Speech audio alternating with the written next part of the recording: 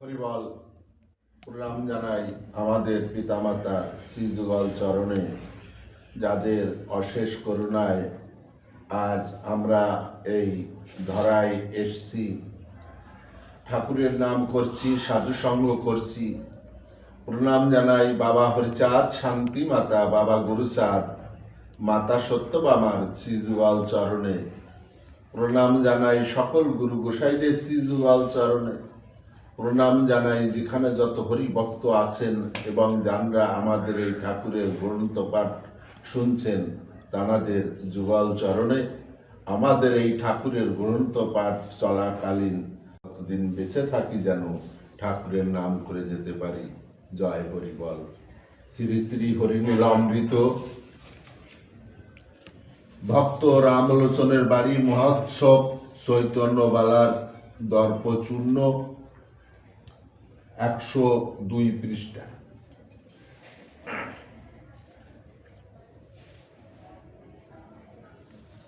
তাহলে এখানে গতদিন আমরা পড়েছিলাম যে চৈতন্যবালা ঠাকুরকে বলছেন যে তুমি মোহিনী মন্ত্র জানো। ঠাকুর বলছে আমি কেন মোহিনী মন্ত্র জানো? তোমার তো বাক্য স্বর ভালো না, কথা স্বর ভালো না, তুমি ক্রোধবিত অহংকারিত, তাও কোটি লোক তোমার কথা শোনে। তাহলে মোহিনী মন্ত্র তো তুমি জানো, আমি কেন মোহিনী মন্ত্র জানো? চৈতন্যবালা কি বললো, তুমি যদি মোহিনী মন্ত্র না জানো তাহলে আমার বলা কথা আমি তোমার সামনে যে বলতে পারি না কেন? তা ঠাকুর তখন কি বললো, যে বলার মালিক সে যদি বলতে না চায় তুমি বলা কথা বলবা কি করে? তোমাকে বলতে দেবো তারই পর তো তুমি বলবে। তাহলে এখানে কি হচ্ছে, দূর হতে কত লোক করে আস্ফালন, আসিলে তোমার ঠাই নাসারে বচন। তাহলে মোহিনী মন্ত্রে কিসে তুমি কম? আমি জানি মোহিনী এ তব মতিভ্রম। সমুদ্র মন্থন কালে হলো যে মোহিনী, দৈব দত্তে বোলাইল বলে শুল পানি। তার মন যে বোলায় গাঢ় অনুরাগে, তার ঠাই তোমার মোহিনী কোথা লাগে? তাহলে এখানে বলছে যে আমার রূপ দেখে যার মন ভুলে যায় তাহলে তাকে আমার মোহিনী মন্ত্র করতে হবে, সে তো এমনি ভুলে যায়। তাহলে অন্ধকারে জোনাকির আলো হয় বনে, সে জ্যোতি কুলিবে কেন সুধাংশু কিরণে? নিশাকর ধরে কর তারা দলে ফির ঘিরে, সব আকার অন্ধকার দিবাকর হরে। সেই যে দিবাকর যার নখরে উদয়, সেই পাদ পদ্ম সদা যার হৃদয়। দিবাকর নিশাকর এসে তার ঠাই, কর জোরে স্তব করে বলিয়া গুসাই। তার সাক্ষী হনুমান রাম ভক্তি জোরে, রাম কাল যে সূর্য দেবে রাখে কর্ণে পুরে। এটা তো একটা তোমরা জানো যে যখন এই লক্ষণ শক্তিশালী পড়েছিল তখন এই গন্ধমাদনে মৃত সঞ্জীবনী ওষুধ আনতে পাঠাইছিল হনুমানকে, কিন্তু কথা ছিল সূর্য উদয়ের আগে নিয়ে আসতে হবে। কিন্তু হনুমান যে সেই বিশালকরণী সেই যে সঞ্জীবনী গাছ তো খুঁজে পায়নি। তো এখন কি করে, যখন খুঁজে পাচ্ছে না তখন ওই পুরো পর্বতটাকেই মাথায় করে নিয়ে আসছে। কিন্তু এদিকে কথা আছে সূর্য অস্ত হওয়ার আগে, মানে উদিত হওয়ার আগে আসতে হবে। এদিকে সূর্য উদিত হচ্ছে, তখন হনুমান কি করলো, সূর্যকে ধরে কর্ণের ভিতর তুলে ঢুকিয়ে নিল। কার জোরে? কার জোরে? এটা হনুমানের জোরে? হ্যাঁ, তাহলে রাম ভক্তির জোরে। তাহলে ওখানে তো রাম ভক্তির জোরে যদি হনুমান সূর্যকে কর্ণে ঢুকতে পারে, তাহলে আমরা হরি ভক্তি যদি করতে পারি, হরির ভক্ত যদি হতে পারি, আমরা কি না কি পারি। কিন্তু আমাদের মায়ার টান, এই মায়া হচ্ছে ভক্তি জগতের সব থেকে বিরাট বাধা। এই মায়া জাল যে কাটতে পারবে সেই ভক্তি জগতে আধ্যাত্মিক দিকে এগিয়ে যাবে, ঠাকুরের কৃপা লাভ করবে। যত সময় এই মায়া জাল না কাটা যাবে তত সময় ওই জায়গায় যাওয়া যাবে না। ওই যে মায়া জাল হয়ে বন্দি, যদি মায়া জ্বালাতে চাও তবে জ্ঞানের রশি লও। সংসার সাগর রূপে পাই আর মানব মিন সেজেছে, অশ্বিনী ঘোষের গান। তো এই মায়া জাল বড় জাল।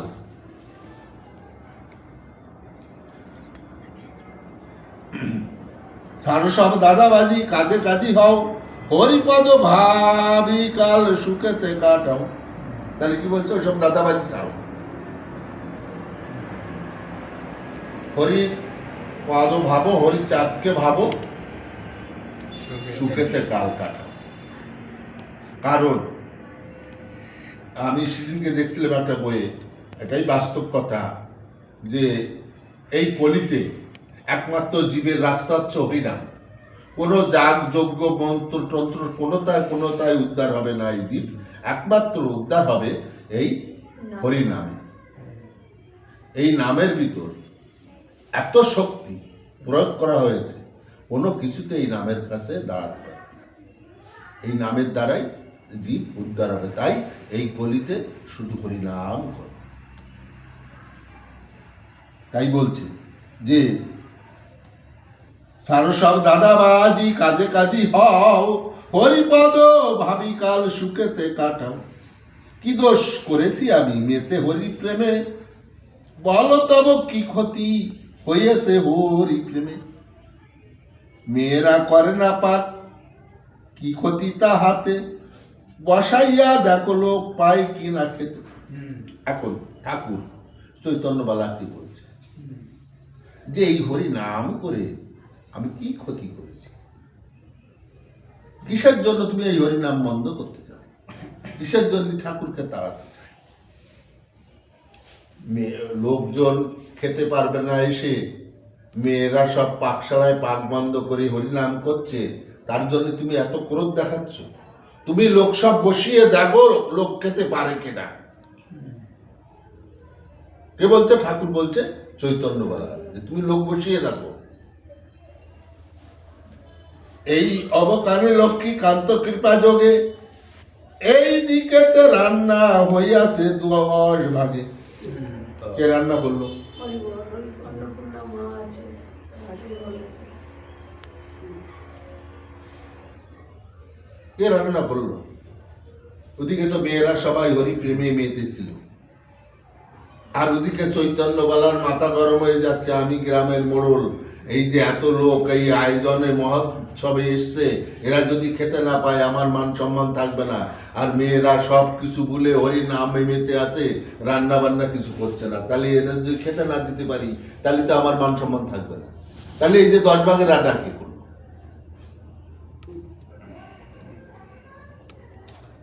বালা ভাবে সব লোক বসাইয়া দিব, অন্য না কোলাইলে ঠাকুর আলী দেখাবো।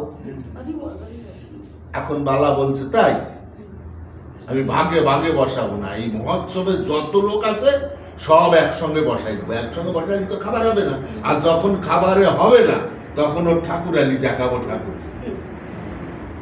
তবুও মনের ক্রোধ যাচ্ছে না।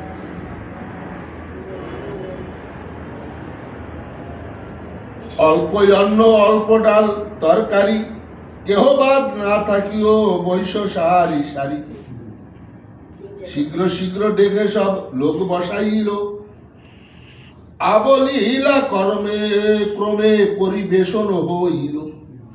সব খেয়ে সব লোক বলে অদ্য কি রান্না, জ্ঞান হয় রে দেশে কমলায় অন্নপূর্ণা। এখন চৈতন্যবালা বলছে এই অল্প ডাল অল্প তরকারি অল্প ভাত, তোমরা সবাই একসঙ্গে তাড়াতাড়ি বসে পড়ো, পরে বসলে পাবা না। তার মানে কি ওর মনে তো শয়তান হয়েছে। ও কি জানে না যে যার নামে বিনা চাউলে অন্ন হয়, ভাত হয়, দুলো দিয়ে ভাত রান্না হয়, কত মরা রুগী বেঁচে যায়, কত রোগী আরোগ্য হয়, যার কথায় যে বিশ্বের মালিক যার কথা ছাড়া একটা গাছের পাতাও নড়ে না, তার সামনে দাঁড়িয়ে কথা বলছে, ও কি বুঝতে পারছে না? সে যদি ইচ্ছে করে এক মুঠ ভাত দিয়ে সারা পৃথিবীর লোক খাইয়ে দিতে পারে, কিন্তু ওই যে মনের চালাকি চৈতন্য বেলার সব লোক একসঙ্গে বসিয়ে দেব, আর এইবার যখনই লোক খেতে পারবে না তখনই ঠাকুরের ঠাকুরালি দেখা।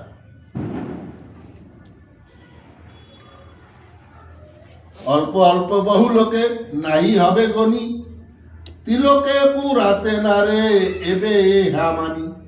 জ্ঞান হারা শ্রী চৈতন্য বালা মহাশয়, মজুত অজুত লোক মানিল বিস্ময়। অজুত লোক 1 লাখের উপরে। তাহলে এইগুলো দেখে ওই চৈতন্য বালা বিমুড়ি খাইয়ে পুড়িয়ে গেছে, ওর জ্ঞান হারা হয়ে গেছে।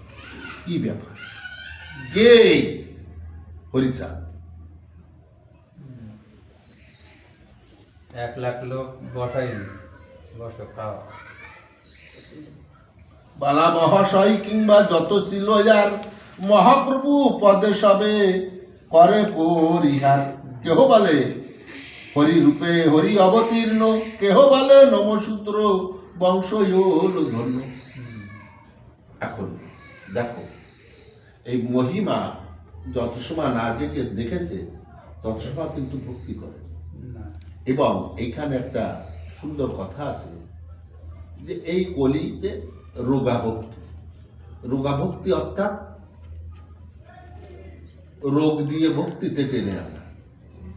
আজকে দেখো, যত পাগল গোসাই বা বিভিন্ন যত রোগগ্রস্ত লোক, তখন ওই সময় ঠাকুরের কাছে গেছে, ঠাকুরের মুখের কথায় ঠাকুরের কৃপায় তারা ভালো হয়ে গেছে। তার আগে তারা বিভিন্ন জায়গায় বিভিন্ন কবিরাজ ডাক্তার এগুলো বৈদ্য দেখাইছে, কিন্তু কোনোটাই ভালো হয়নি। ভালো হবে কি করে? ওকে যে ঠাকুরের কাছে আসতে হবে, আর ও ঠাকুরের কাছে যখনই আসবে তখন ঠাকুর ওকে ভালো করবে, আর ওকে ভালো না করলে ঠাকুরের নাম প্রচার হবে কি করে? এই ঠাকুরের নাম প্রচার কে করবে? তুমি, আমি, আরো 5 জনে, তাই না? তাহলে আজকে দাও, তোমার কাছে লোক যাবে কেন? তোমার কাছে লোক যাবে কেন? তোমার তো একটা গুণ থাকাও দরকার, সেই গুণের কারণে তোমার কাছে লোক যাবে, তাই না? তাহলে এরা ঠাকুরের কাছে যে সবকিছু পেয়েছে, তখন তারাই ঠাকুরকে ঈশ্বর মেনে নিয়েছে। তাই কলিত হচ্ছে রোগাভক্তি। এই দশরথ বৈরাগী কালা জ্বর ছিল, বিষ নিয়ে গেছিল, খাইয়ে মরবে বলে। ঠাকুর কি বলেছিল যে ওরা খান দিয়ে এসে কি কেউ বসে খেয়ে মরে?